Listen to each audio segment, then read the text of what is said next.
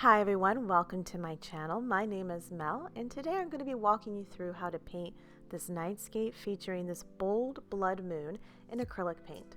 This painting was inspired by the recent lunar eclipse and I want to show you how to bring this natural beauty into your own home or your own artwork. Let's begin. I'll be using Basics Acrylics in the following colors: titanium white, cadmium yellow deep hue, burnt ember, Alizarin crimson hue, ultramarine blue, and Mars black.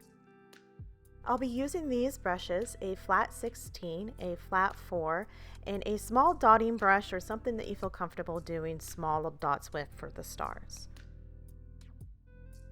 Alright, first up we're going to draw a circle up in that top right hand corner of our painting. You can add it wherever you want, but I highly suggest use something round to trace around because it makes it a little easier.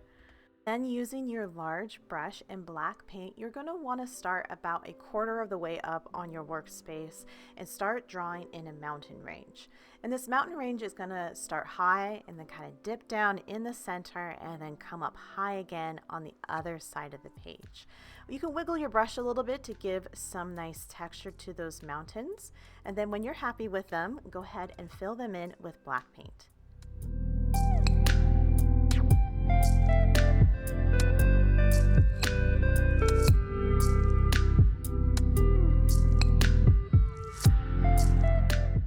Next, on our mixing plate, add a scoop of our crimson and then a tiny dab of the ultramarine and mix it together to create this really nice, deep, plummy purple color.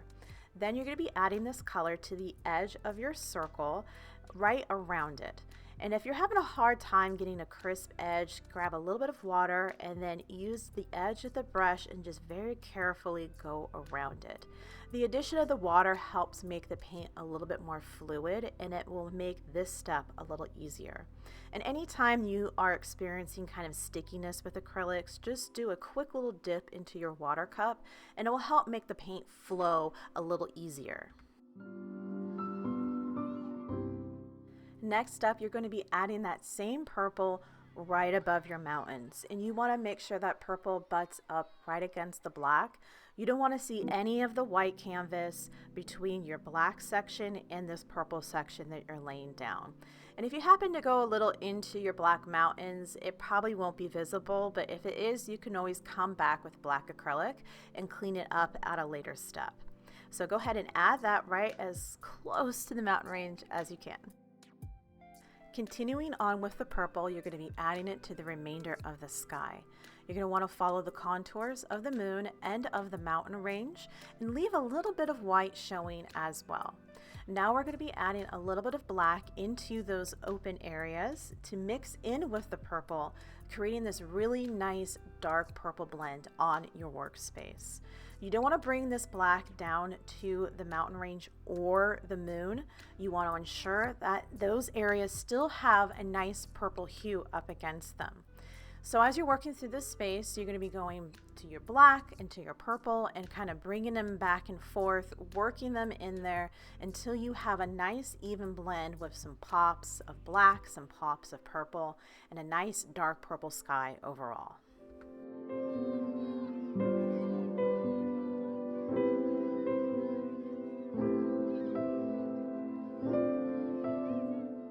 With a clean brush and a tiny bit of white on the edge of your large brush, add it to the edge of your mountain range, right there along the horizon line. You don't really want to blend this in too much, you just kind of want a quick little pop. You can maybe go over it once, but you don't want to go over it multiple times and blend it in because you want it to have kind of like a glow effect to it. So the white is going to be pretty prominent. And we're going to do the same thing along the edge of our moon as well, and just very lightly blending it in so it has kind of like a glow to it.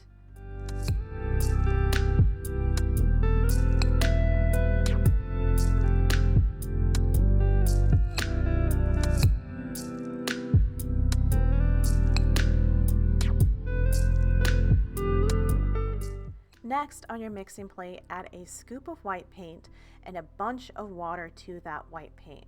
Mix it together until you have the consistency of about melted ice cream. Then once you have the brush loaded up with that mixture, hold it with your opposite hand, and with your dominant hand, flick the bristles to create a splatter effect. If during this process you get strings in the splatter, it means there is not enough water in your paint. So go ahead and add these splatters to the dark portion of your sky. Once you are done with the splatters, you can take your small little pointing brush or a toothpick or the back end of a brush and add smaller, more precise dots to create constellations. You can also use your small brush to create a twinkle star by creating a cross first and then adding an X in the middle.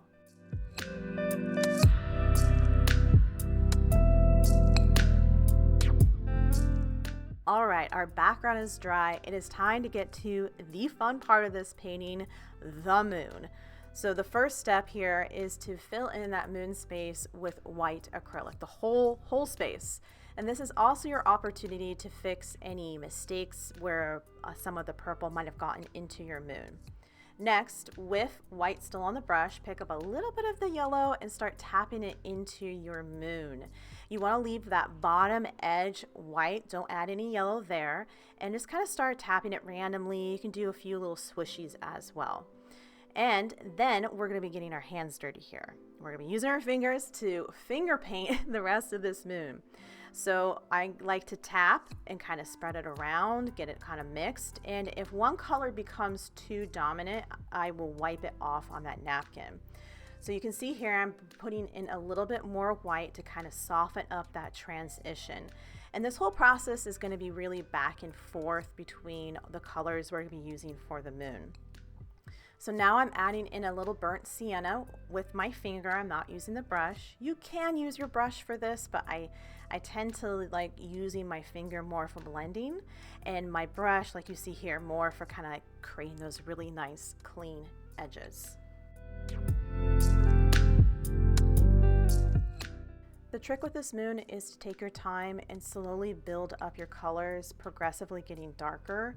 So you can see now I'm adding a little bit more burnt sienna into the moon, taking my time to kind of blend it and create a darker area in that back section. Next on our mixing plate, you're going to mix equal amounts of crimson and burnt sienna, and then add a little bit of our yellow to create a rust orange color.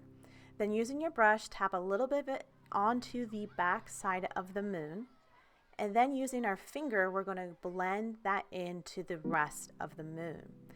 Don't be afraid to bring in some of your burnt sienna or the yellow color to help the blending process of the rust color if it's got too overwhelming. But you want to keep in mind, you want to work in thin layers, focus on blending, so you have a nice gradient from the white to the yellow to kind of the medium yellow to our rust color. So it's going to be kind of a back and forth, so take your time, don't overdo it, less is more.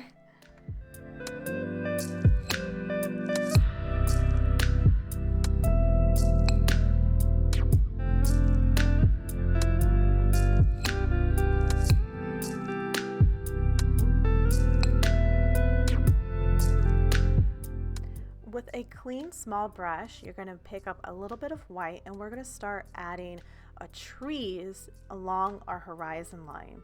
And they're going to sit right on top of the black, and they're going to extend slightly past that white line into the purple. And these trees are nothing more than just small little lines in varying sizes and thicknesses in small little clusters. I like to kind of keep my lines thin as possible, but you know, if they tend to get a little bit bigger, that's okay too. So I'm adding them multiple places along the horizon line, and then I'm going to add a few little clusters here and there in the dark space of our mountain range just to kind of break it up.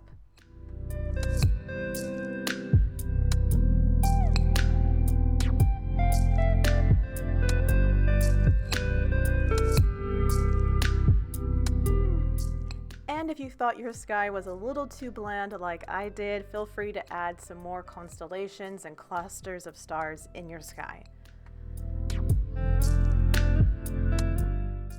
Next up on your mixing plate, add 1 scoop of the crimson to your rust color using a clean medium brush.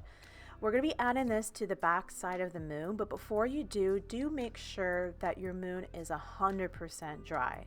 Sometimes when you add wet paint onto an existing wet surface, it will pull off the paint from the surface, and we don't want that to happen. So just make sure it's dry before you start adding on your second layer.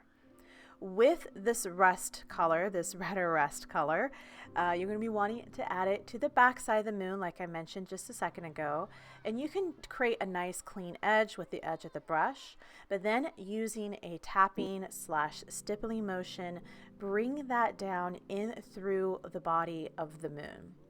Once you've applied the paint with your brush, use your finger to kind of tap it in and blend it and not make the strokes look as brush-like. You want them to look a little bit more organic, and using your finger kind of helps do that.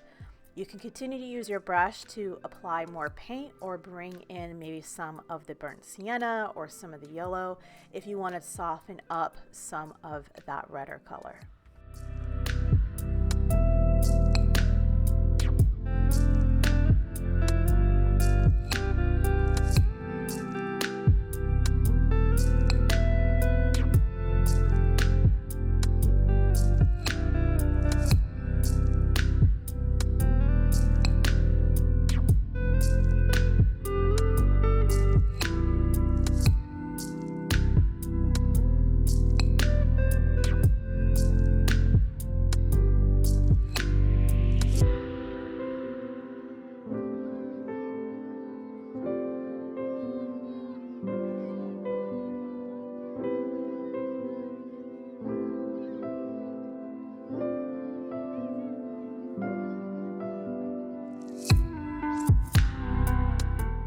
And last step is to clean up any little boo-boos you might have made in the stippling or filling in process of your moon. I happen to kind of go past the edge of the moon, so I'm using a little bit of the purple from an earlier step, which was equal amounts of the crimson and the ultramarine blue, and just kind of cleaned up that edge around the moon. And then I removed my tape from the edge, and unfortunately this tape was not great tape and pulled off a lot of the paper, but c'est la vie, it is what it is. But there you have it. We have a beautiful lunar eclipse painting. I hope you guys enjoyed this tutorial, and of course if you guys followed it and you want to share it with me, please tag me in your paintings. I love seeing your guys' stuff, and have a good one, my friends.